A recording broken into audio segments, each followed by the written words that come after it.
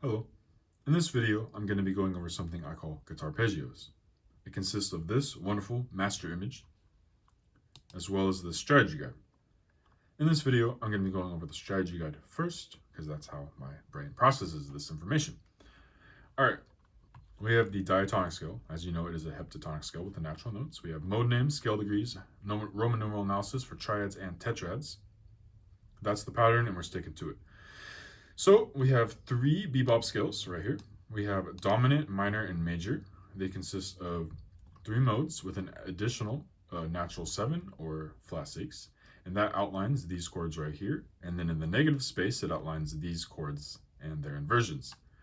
All right, next up we have the pentatonic scale, major and minor, blues scale, chromatic scale, whole tone scale. All right, now we got the good stuff. Harmonic minor scale with all the features.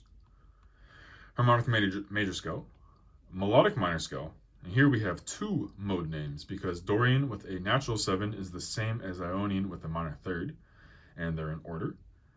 And then we have the craziest one of all, the double harmonic minor scale. It's got a sharp minor 4 with a sus2 and a flat 5, which comes out to be a bunch of craziness. My university professor did not know how to do this, so this is some cool stuff. We have the symmetrical diminished and augmented scales. They're symmetrical, but the important ones have these formulas right here. And then, so this one's got a flat 9 and a sharp 9. So good stuff. All right, next up, we have diatonic triad extension identities. This is something I came up with myself. We have triads and tetrads.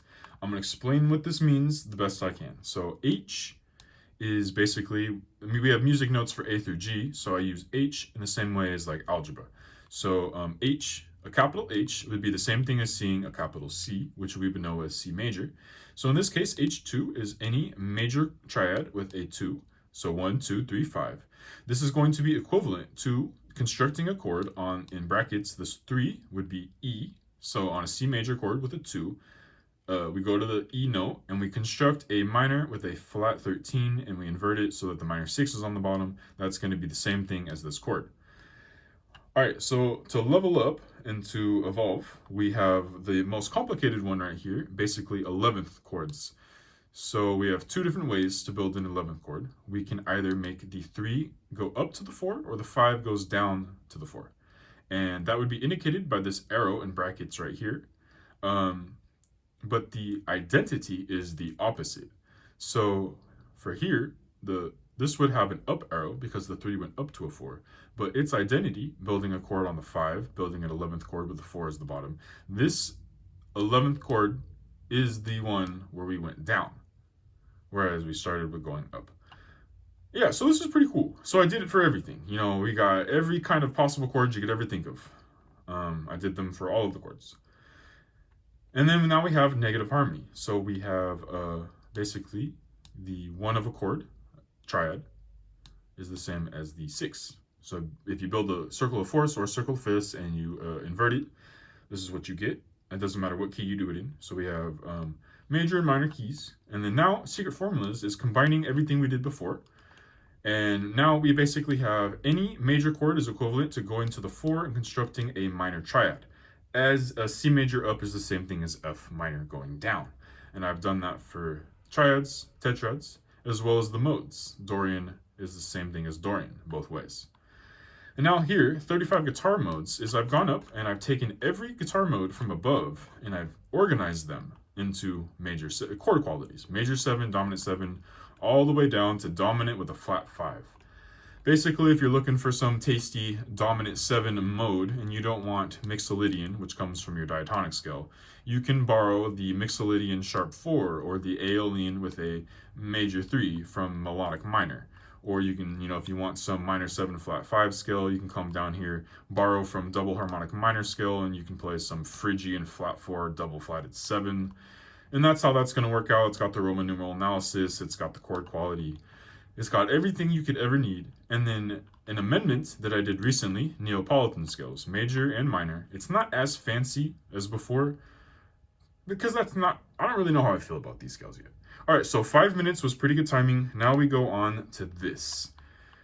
All right, so the way this works is you can see 7 going up and 12 going across. Those are my 7 strings from low to high, and then the 12 frets. I could have done all 24 frets, but I cut it in half.